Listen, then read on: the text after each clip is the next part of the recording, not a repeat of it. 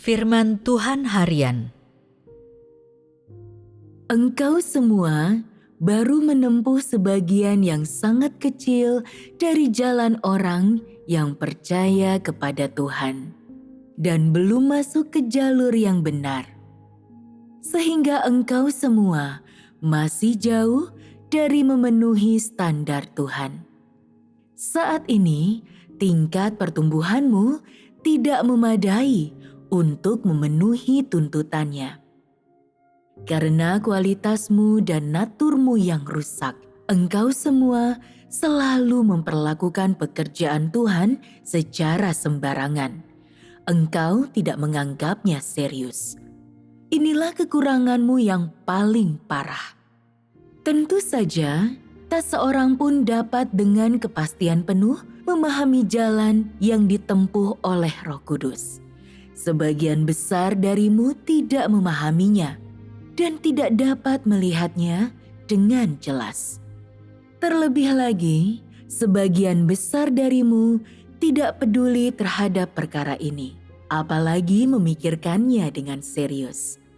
Jika engkau melanjutkan seperti ini, yakni hidup dalam ketidaktahuan tentang pekerjaan Roh Kudus, jalan yang kau pilih sebagai orang percaya kepada Tuhan akan sia-sia. Ini karena engkau semua tidak melakukan segala upaya untuk berusaha memenuhi kehendak Tuhan, dan karena engkau semua tidak melakukan kerjasama yang baik dengan Tuhan.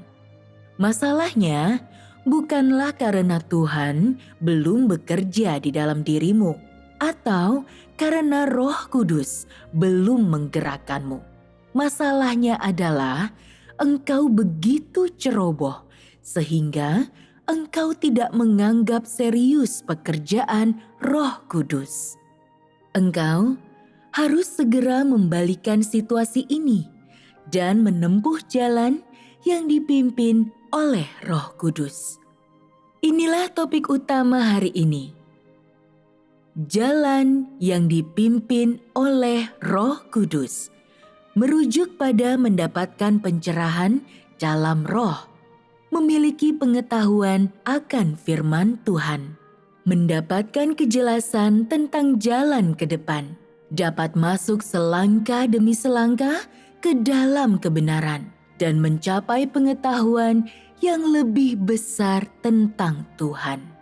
Jalan yang dipimpin oleh Roh Kudus pada dasarnya adalah jalan menuju pemahaman yang lebih jelas tentang firman Tuhan.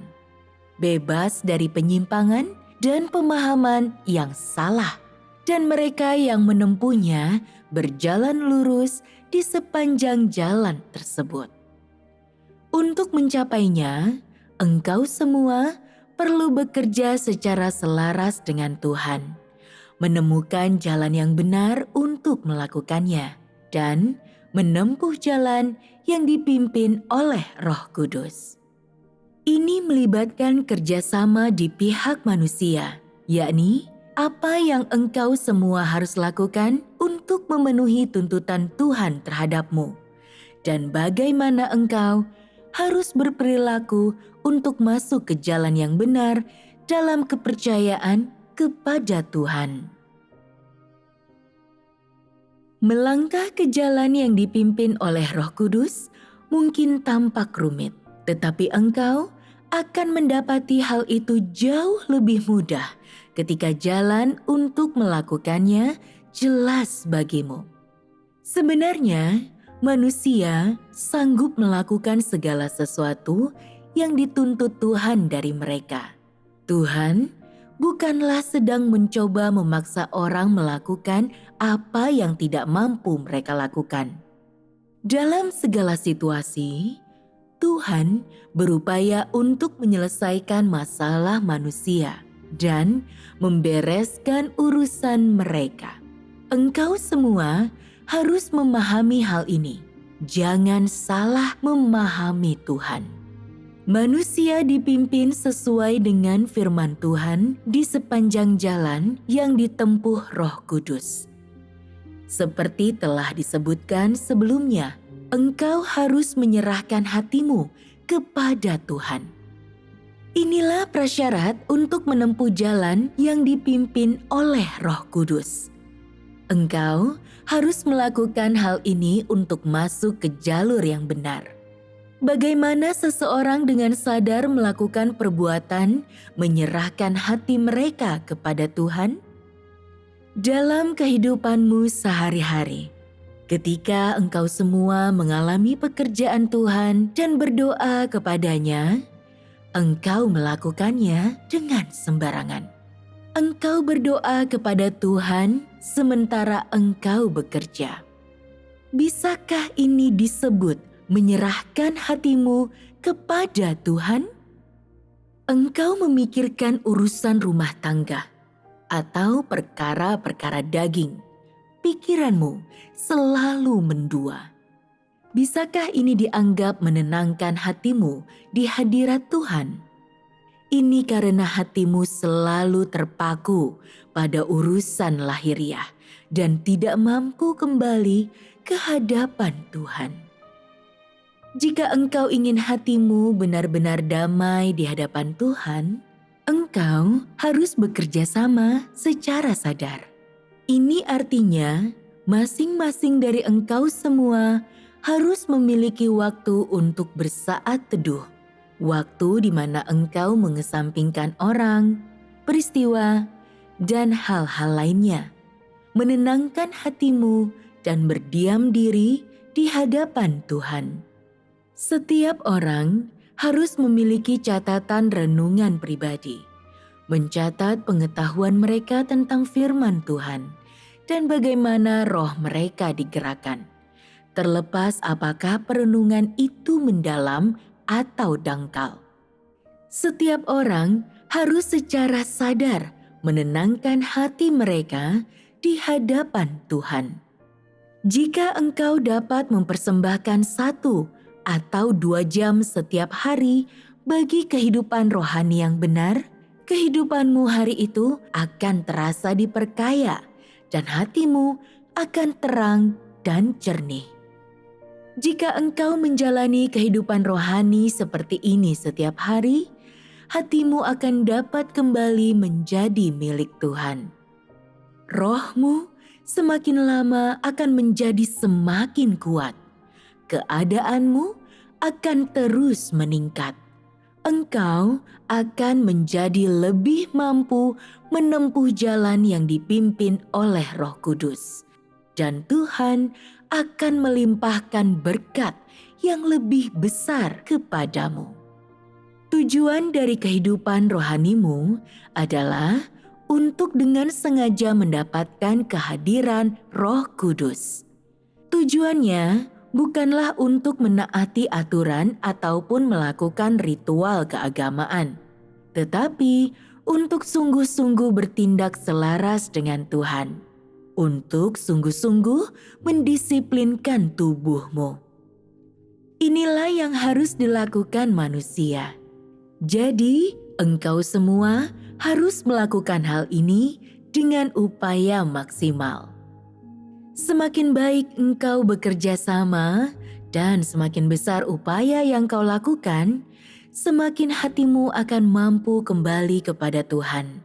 Dan semakin engkau akan mampu menenangkan hatimu di hadapannya. Pada suatu saat nanti, Tuhan akan mendapatkan hatimu sepenuhnya. Tak seorang pun akan dapat memengaruhi atau merebut hatimu. Dan engkau akan sepenuhnya menjadi milik Tuhan. Jika engkau menempuh jalan ini, firman Tuhan akan menyatakan dirinya kepadamu setiap saat dan mencerahkan dirimu mengenai segala sesuatu yang tidak engkau pahami. Semua ini dapat dicapai melalui kerjasama darimu.